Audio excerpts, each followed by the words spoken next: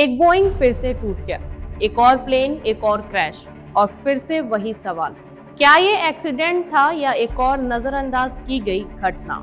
आज हम बात करेंगे दो ऐसे प्लेन क्रैशेस की जिन्होंने भारत को एक गहरा जख्म दिया। कोझिकोड 2020 और अहमदाबाद 2025 दोनों ही बोइंग एयरक्राफ्ट्स जो रनवे के पास क्रैश हुई और दोनों ही पीछे छोड़ गए सवालों की एक लंबी फहरिस्त। तो चलिए विस्तार से समझते हैं कि क्या हुआ, कैसे हुआ और क्या फर्क था इन दोनों दुर्घटनाओं में।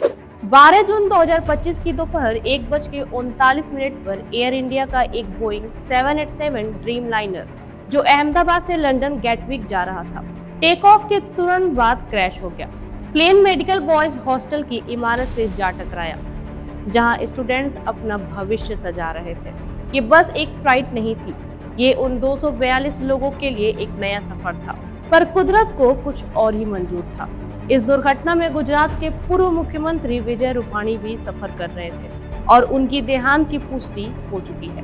प्लेन के टकराने के बाद जहां 200 से ज्यादा लोगों की जान खतरे में पड़ गई, वहीं हॉस्टल के अंदर भी कई स्टूडेंट्स इंजर्ड हुए, कुछ अभी भी आईसीयू में हैं। प्रत्यक्षदर्शियों ने कहा कि एयरक्राफ्ट जमीन से कुछ ही ऊपर गया और फिर सीधा हॉस्टल बिल्डिंग से जा टकराया।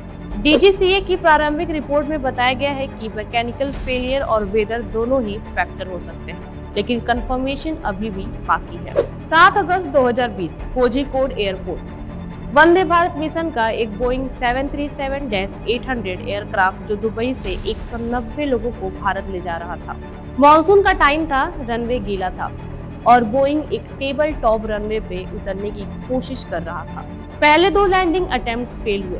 तीसरी बार जब लैंडिंग किया तो वो रनवे के किनारों के बाहर चला गया और 35 फीट नीचे खिसक गया। प्लेन टूट गया और 21 लोगों की मौत हो गई और साथ ही दोनों पायलट्स शहीद हुए। 110 लोग इंजर्ड हुए, लेकिन 169 लोग किसी तरह बचा लिए गए। शुक्र था कि प्लेन में आग नहीं लगी। AAIB की इन्वेस्टिगेशन में बताया pilot error, poor visibility, tail wind और स्लीपरी रनवे इस क्रैश के जिम्मेदार थे। साथ ही वार्निंग सिस्टम और गो अराउंड डिसीजंस टाइमली नहीं लिए गए थे। कोझिकोड जैसे टेबल टॉप एयरपोर्ट्स पे ऐसे एक्सीडेंट्स पहले भी हो चुके हैं, जैसे 2010 में मंगलुरु में। अब ये कोइंसिडेंट नहीं लगता कि दोनों क्रैशेस में बोइंग एयरक्राफ्ट्स इन्वॉल्व थे। कोझिकोड में बोइंग 737-800 और अहमदाबाद में बोइंग 787 ड्रीम लाइनर, दोनों प्लेन्स ने क्रिटिकल फेजेस लैंडिंग और टेक ऑफ में क्रैश किया। दोनों जगह विजुअल क्लैरिटी एक इशू था। दोनों एक्सीडेंट ने रनवे इंफ्रास्ट्रक्चर और सेफ्टी ड्रिल्स पे सवाल उठाए। जब बोइंग पे पहले से ही अंतर्राष्ट्रीय जांच हो रही हो, 737 मैक्स इशू के बाद क्या भारत में इन एयरक्राफ्ट्स के ऑपरेशन पे ज्यादा अटेंशन नहीं देनी चाहिए? क्या हम सिर्फ ह्यूमन एरर बोलकर आगे बढ़ जाते हैं? अगर हम गंभीरता की बात करें तो अहमदाबाद क्रैश में इम्पैक्ट सिटी के अंदर पड़ा। प्लेन एक बॉयज हॉस्टल पे गिरा। कोझिकोड में रनवे के बाहर गिरने से एयरपोर्ट के पेरीमीटर के अंदर ही डैमेज था, लेकिन अहमदाबाद में कोलिटर डैमेज ज्यादा है। एयर पैसेंजर्स के अलावा सिविलियंस भी इम्पैक्ट हुए। इस क्रैश में एक हाई प्रोफाइल डेथ भी हुई, विजय रूपाणी की। इमरजेंसी रेस्पॉन्स भी ज्यादा कॉम्प्लेक्स था क्योंकि ये पॉपुलेटेड एरिया में था। कोझिकोड में टेरेन और रनवे का चैलेंज था, लेकिन अहमदाबाद में एयरक्राफ्ट ने लिफ्ट फुली गेन नहीं किया था और टेक ऑफ के तुरंत बाद क्रैश हुआ। भारत को इन दोनों हादसों से सीखने की जरूरत है, सिर्फ पायलट्स के ट्रेनिंग पे नहीं, बल्कि runway infrastructure, weather decision making tools और इमरजेंसी रेस्पॉन्स प्लानिंग को भी प्रायोरिटाइज करना होगा। एयर सेफ्टी के स्टैंडर्ड्स तभी स्ट्रॉन्ग बनेंगे जब हर क्रैश के बाद हम पॉलिसीज में सुधार लाएं, न कि सिर्फ फाइल्स में रिपोर्ट लिख के बंद कर दें। बोइंग एयरक्राफ्ट्स के लिए भारत के एविएशन रेगुलेटर्स को ज्यादा प्रोएक्टिव होना पड़ेगा।